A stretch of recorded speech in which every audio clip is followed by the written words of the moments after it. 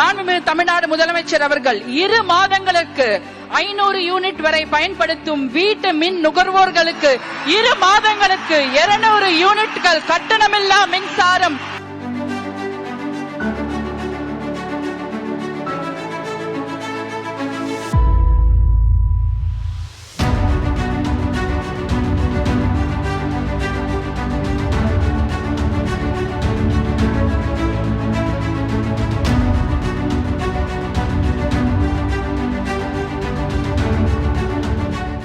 தமிழ்நாட்டின் புதிய வீடுகளுக்கு 500 யூனிட்கள் வரை மின்சாரம் பயன்படுத்துபவர்களுக்கு 200 யூனிட் மின்சாரம் இலவசம் என தவக அரசு தெரிவித்துள்ளது. இதனால் ஏற்கனவே வழங்கப்பட்டு வந்த 100 யூனிட் மின்சாரம் இலவசம் நிறுத்தமா என்ற கேள்விக்கு அரசு விளக்கம் அளித்துள்ளது. தமிழ்நாட்டின் புதிய முதலமைச்சராக பதவியேற்ற விஜய் முதல் நாளே அதிரடி காட்டியிருக்கிறார். முந்தைய அரசின் நிதிக் கொள்கைகளிலிருந்து முற்றிலும் மாறுபட்டு மக்கள் நலத்திட்டங்களுக்கு முக்கியத்துவம் கொடுக்கும் வகையில் தனது முதல் பெரிய அரசாணையில் முதல் கையெழுத்திட்டார். அதாவது தகுதியுள்ள வீட்டு உபயோக நுகர்வோருக்கு 2 மாதங்களுக்கொரு முறை 200 யூனிட் மின்சாரம் இலவசமாக வழங்கப்படும் என்று அறிவித்துள்ளார். அதாவது 2 மாதங்களுக்கு 500 யூனிட்கள் வரை மின்சாரம் பயன்படுத்தும் தகுதியான வீட்டு நுகர்வோருக்கு மொத்தம் 200 யூனிட்கள் இலவசமாக வழங்கப்படும். இந்த உத்தரவு உடனடியாக அமலுக்கு வருகிறது. அதே சமயம் 500 யூனிட்களுக்கு மேல் பயன்படுத்துபவர்களுக்கு தற்போதைய கட்டண முறையே தொடரும் என்று அறிவிக்கப்பட்டுள்ளது.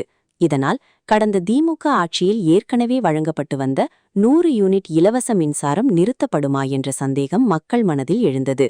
ஆனால் இதற்கு விளக்கம் கொடுத்துள்ள தமிழக அரசு 500 யூனிட்கள் வரை மின்சாரம் பயன்படுத்தும் தகுதியான வீட்டு நுகர்வோருக்கு மொத்தம் 200 யூனிட்கள் இலவசமாக வழங்கப்படும். 500 யூனிட்களுக்கு மேல் பயன்படுத்துபவர்களுக்கு 100 யூனிட் இலவச மின்சாரம் வழங்கப்படும் என தெரிவிக்கப்பட்டுள்ளது. இந்த திட்டத்தை செயல்படுத்த அரசுக்கு ஆண்டுக்கு கூடுதலாக 1730 கோடி ரூபாய் மானிய செலவு ஏற்படும். தொடக்கத்தில் இந்த செலவு சட்டமன்ற ஒப்புதல் பெறும் வரை அரசின் அவசர கால நிதியிலிருந்து முன்பணமாக எடுக்கப்படும். பின்னர் இது 2026-27 ஆண்டுக்கான திருத்தப்பட்ட பட்ஜெட் மதிப்பீட்டில் புதிய சேவை நியூ சர்வீஸ் என்ற தலைப்பில் சேர்க்கப்படும்.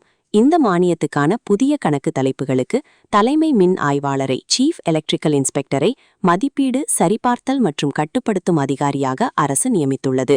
ஒதுக்கப்பட்ட இந்த மானியத் தொகை பணமாக கொடுக்கப்படாது. மாறாக தமிழ்நாடு மின்சார வாரியத்தின் வைப்புத் தொகைக்கு வரவு வைக்கப்படும். கவுண்டர் கிரெடிட் என்று அரசாணையில் தெளிவாக கூறப்பட்டுள்ளது. மின்சார சட்டம் 2003 பிரிவு 108 கீழ் இதற்கான குறிப்பிட்ட உத்தரவாதங்கள் தனியாக வெளியிடப்படும் என்றும் அந்த ஆணையில் குறிப்பிட்டுள்ளது.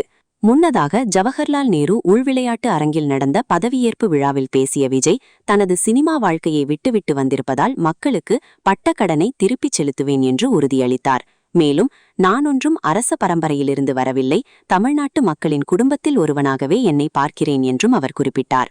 தொடர்ந்து பேசிய அவர் முந்தைய திமுக அரசை கடுமையாக விமர்சித்தார். கடந்த அரசு 10 லட்சம் கோடி ரூபாய்க்கு மேல் கடன் வைத்துவிட்டு சென்றுள்ளது. அவர்கள் பதவியை விட்டு போகும்போது கருவூலத்தை முழுவதுமாக காலி செய்துவிட்டார்கள். இப்படிப்பட்ட ஒரு சூழலில்தான் நாங்கள் பொறுப்பேற்றிருக்கிறோம். நான் இதை சும்மா சொல்லவில்லை. உள்ளே சென்று பார்த்தால்தான் என்ன இருக்கிறது என்ன இல்லை என்பது தெரியும் என்றார் விஜய். வெளிப்படையான அரசை நடத்துவோம் என்று உறுதியளித்த முதல்வர், நான் எதையும் மறைத்து செய்ய மாட்டேன், வெளிப்படையாகவே செய்வேன் என்றார். மேலும் பெண்களின் பாதுகாப்பை உறுதி செய்வதாகவும் மாநிலத்தின் இளைஞர்களை காப்பாற்ற போதைப் பொருட்களை ஒழிப்பதாகவும் அவர் வாக்குறுதியளித்தார்.